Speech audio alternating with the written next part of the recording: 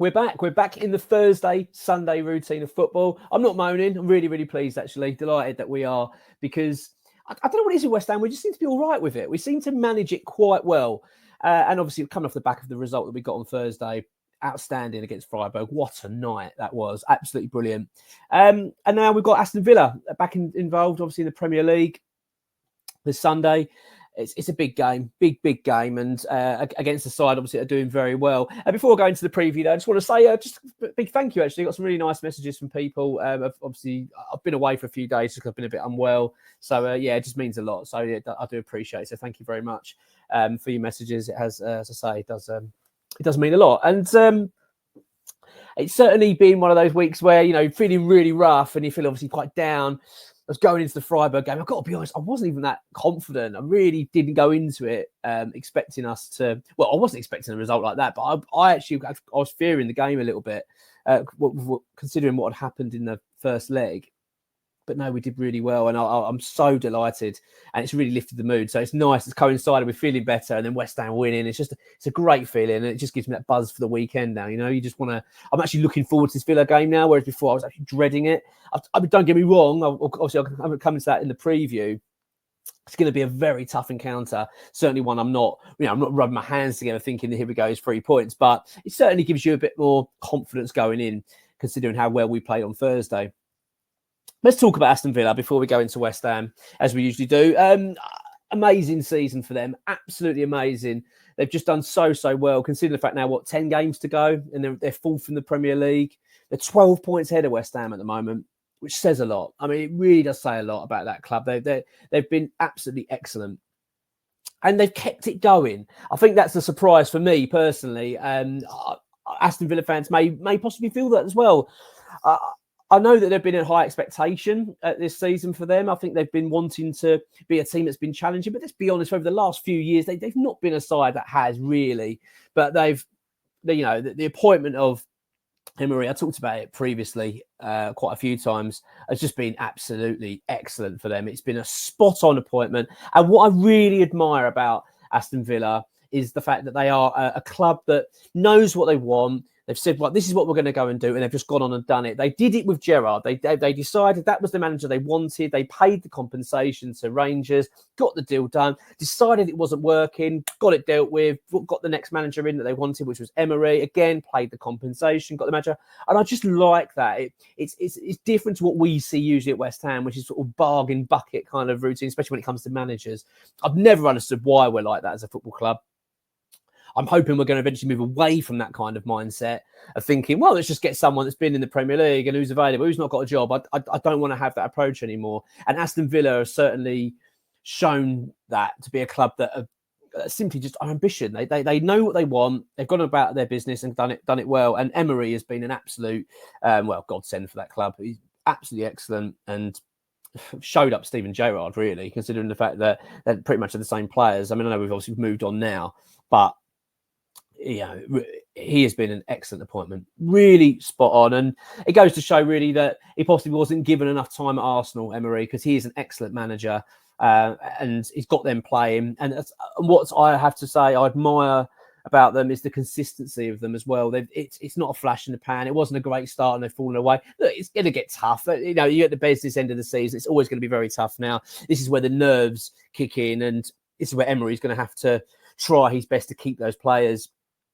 focused, level-headed. We've obviously just seen a recent result from theirs against Tottenham, which sort of indicates a possible wobble, and that is what I find as the challenge for a lot of sides. Well, I think we saw it last season with Arsenal, a younger side, of players that possibly haven't been there, haven't been in that position of fighting for titles. When it comes to the crunch, when it comes to that business end, I think that's where you see that maturity, and there's teams that have been there and done it, and that's where I think Aston Villa, if they're going to get this Champions League spot, which I still believe they possibly will, I really do think they've got a real good chance of it.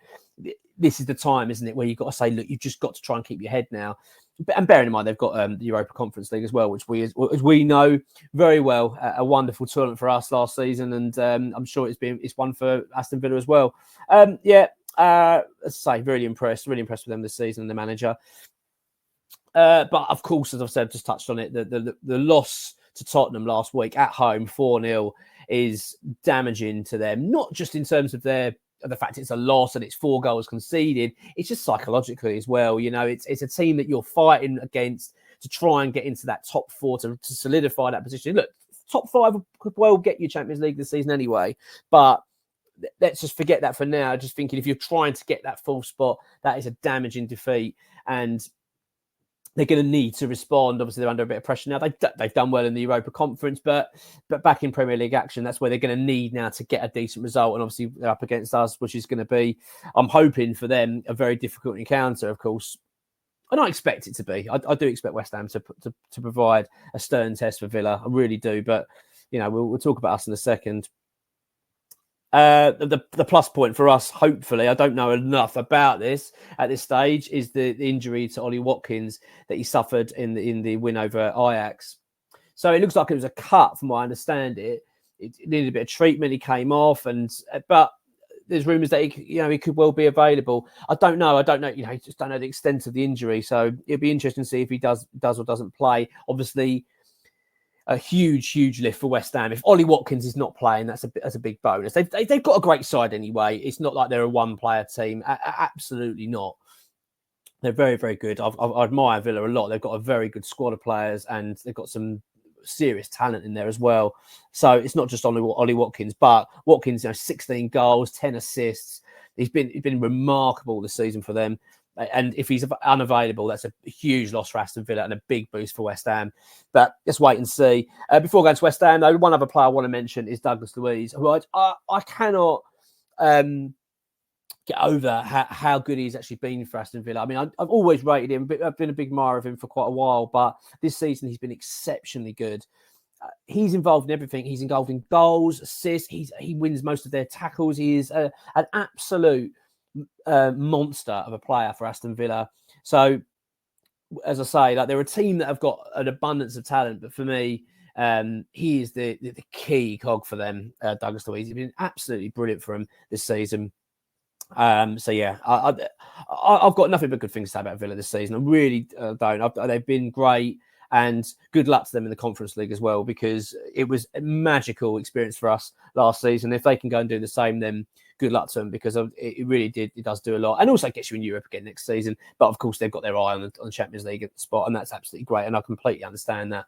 It'd be interesting to know actually what the impact would be if Villa win the Conference League, which obviously would get them a place automatically in the Europa League, but then they get a place in the Champions League. What that does, I'd need to understand that. If you know, someone actually knows, I probably should. I'm just thinking this now in my mind. If someone knows this, please put it in the comments so I have a little look into this for us, because I'd quite like to know actually what the impact of that would be in terms of European places in the Premier League. Of course, if if English teams can do well, and then it can provide that additional position in the Premier League to get European football. We're obviously hoping for that anyway. So it'd be interesting to know actually how that would impact if Villa, as I say, do win the Conference League and then finish in the top 4 or top 5, whatever this season it will take to get Champions League football. It'd be interesting to know actually.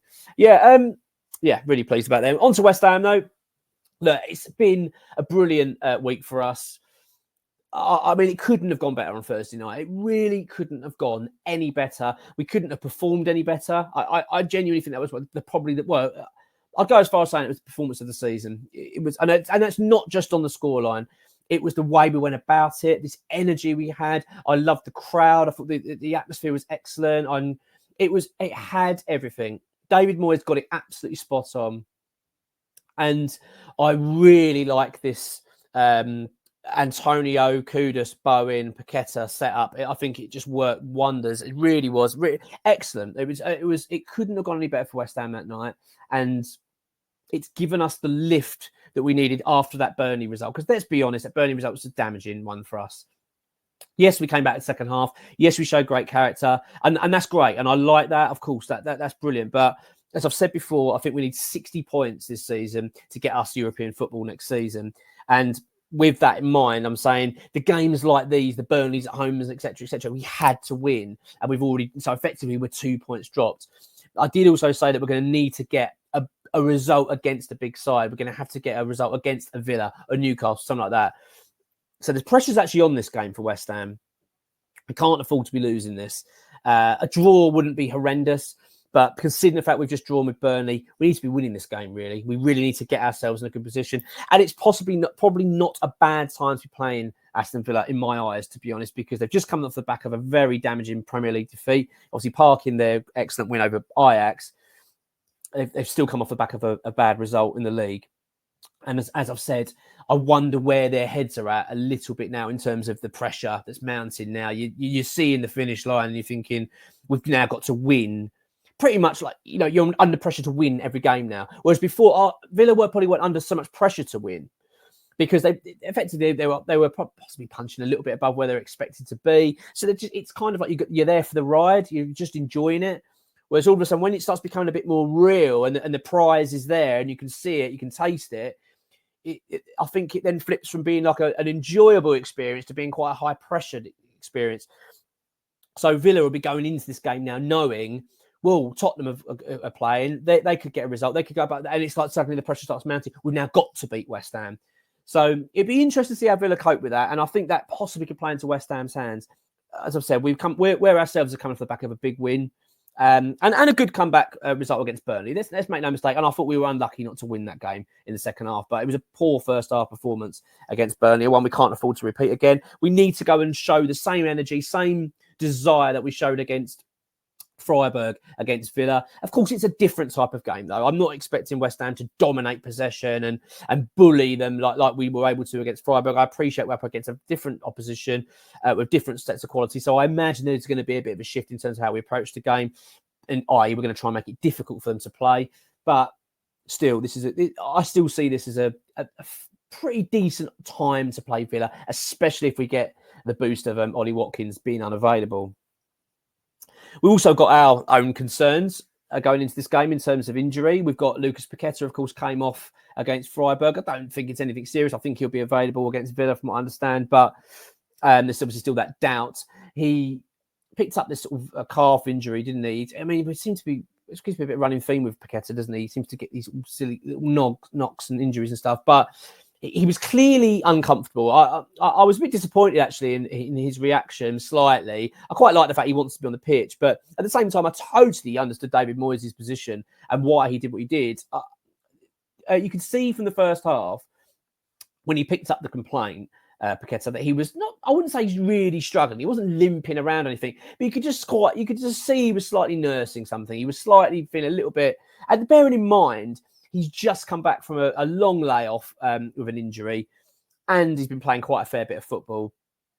And we were 3-0 up at the time in the second half. I think it was absolutely the right time for David Moyes to take Paqueta off the pitch. So, I think it's a storming ticket. I don't think it's anything to be concerned about. As David Moyes said, he quite liked it because it shows that the player cares and wants to be on the pitch. But we need him back for this game, though. We need him playing and being on this pitch because he's so influential.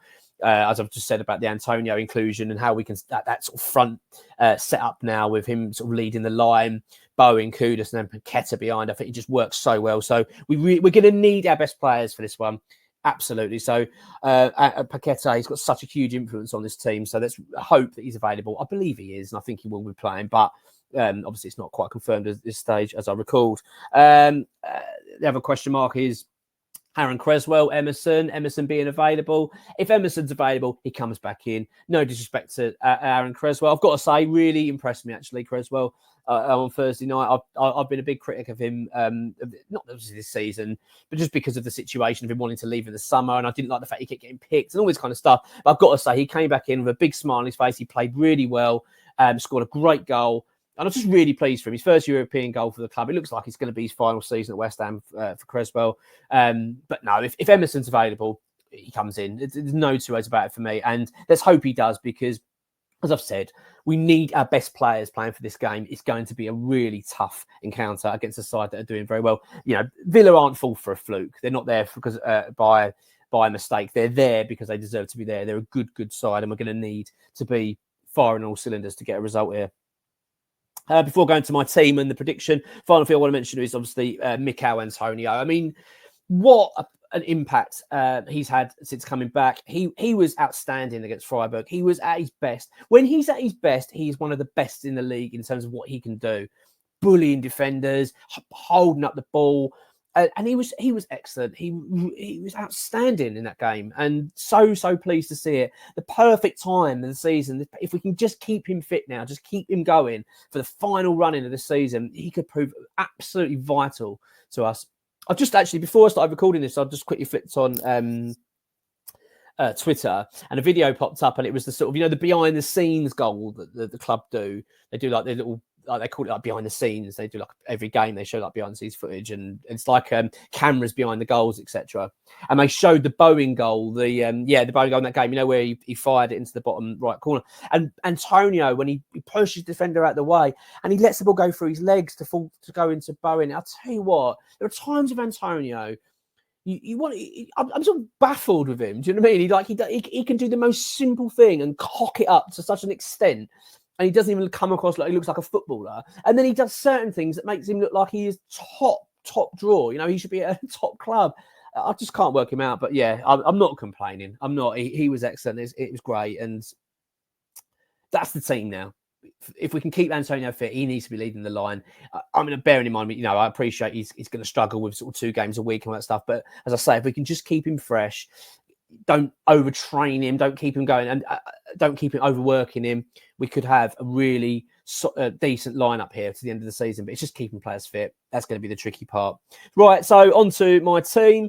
I need you to do the same. Well, I don't need you to do the same. Just give you predictions, Tim. If you get a prediction right, you enter the draw, and then you get a free gift from our shop. So why not? And also be a subscriber. If you're not a subscriber, free to do so. Why not? And we give away a West Ham top every month.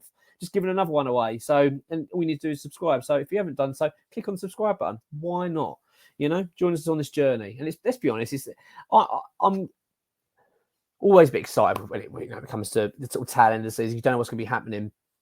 But, we've got the Europa League, which is so exciting. We're going to do a video about that tomorrow regarding the Xavi Alonso situation and basically the view about Bayer Leverkusen. But there's a lot to be excited about. And, of course, we've got this season in the Premier League as well. There's still plenty to play for. So, no, it's exciting. So, yeah, as I say, just click subscribe. It does mean a lot to the channel. Right, here's my team. I'm going for Areola in goal. Fabianski was excellent. I thought he's been great for us this season, but of course Areola has been outstanding as well. So he's a number one goalkeeper. He's back in. My back line is Vladimir Sufa, right back. Been really pleased with him. Mavropanos. The jury's out for me on Mavropanos still. Really is. I like him, like the guy, and I think he does some good things, but I think he does some bad things as well. He worries me. But I want him in for this game, absolutely. And Kurt Zouma, I'm going to say Kurt Zouma. I thought he played well against Freiburg, actually. I will say I thought he looked more comfortable. I thought he had a good game, more solid, and it's really pleasing to see. So I'm going to go with Soufal, Mavropanos, Zouma, and Emerson as left back, pending that Emerson's available. If Emerson's not available, Creswell, I'll be happy to see Creswell back in there. I thought he played okay, but I'd much rather have Emerson back. My midfield is Alvarez and Souček.